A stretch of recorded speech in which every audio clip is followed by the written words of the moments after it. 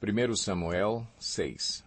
Quando já fazia 7 meses que a arca do Senhor estava em território filisteu, os filisteus chamaram os sacerdotes e adivinhos e disseram: O que faremos com a arca do Senhor?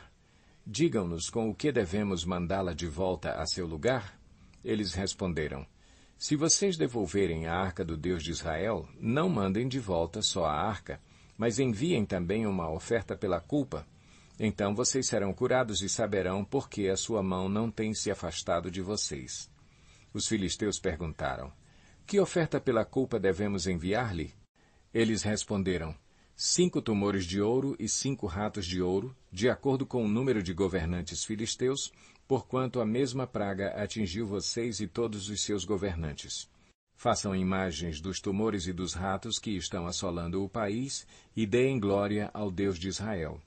Talvez ele alivie a sua mão de sobre vocês, seus deuses e sua terra. Por que ter o coração obstinado como os egípcios e o faraó? Só quando esse Deus os tratou severamente, eles deixaram os israelitas seguirem o seu caminho. Agora, então, preparem uma carroça nova, com 2 vacas que deram cria e sobre as quais nunca foi colocado jugo. Amarrem-nas à carroça, mas afastem delas os seus bezerros e ponham-nos no curral.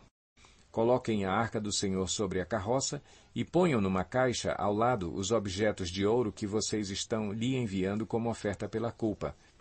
Enviem a carroça e fiquem observando. Se ela for para o seu próprio território na direção de Bet-Semes, então foi o Senhor quem trouxe essa grande desgraça sobre nós. Mas, se ela não for, então saberemos que não foi a sua mão que nos atingiu e que isso aconteceu conosco por acaso. E assim fizeram. Pegaram 2 vacas com cria, amarraram-nas a uma carroça e prenderam seus bezerros no curral. Colocaram a arca do Senhor na carroça e junto dela a caixa com os ratos de ouro e as imagens dos tumores. Então as vacas foram diretamente para Bet-Semes, mantendo-se na estrada e mugindo por todo o caminho. Não se desviaram nem para a direita nem para a esquerda. Os governantes dos filisteus as seguiram até a fronteira de Bet-Semes.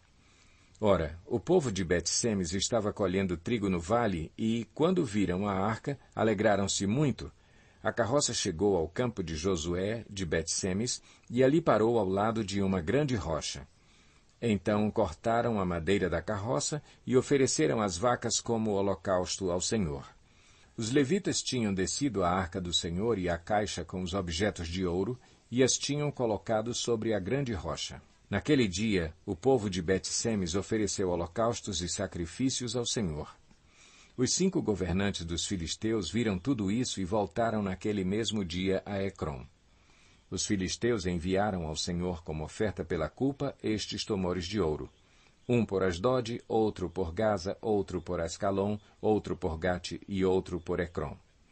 O número dos ratos de ouro foi conforme o número das cidades filisteias que pertenciam aos 5 governantes, tanto as cidades fortificadas como os povoados do campo. A grande rocha sobre a qual puseram a arca do Senhor é até hoje uma testemunha no campo de Josué, de Bet-Semes. O Senhor, contudo, feriu alguns dos homens de Bet-Semes, matando 70 deles, por terem olhado para dentro da arca do Senhor. O povo chorou por causa da grande matança que o Senhor fizera, e os homens de Bet-Semes perguntaram: Quem pode permanecer na presença do Senhor, esse Deus santo? A quem enviaremos a arca para que ele se afaste de nós? Então enviaram mensageiros ao povo de Quiriate-Jearim, dizendo: Os filisteus devolveram a arca do Senhor. Venham e levem-na para vocês.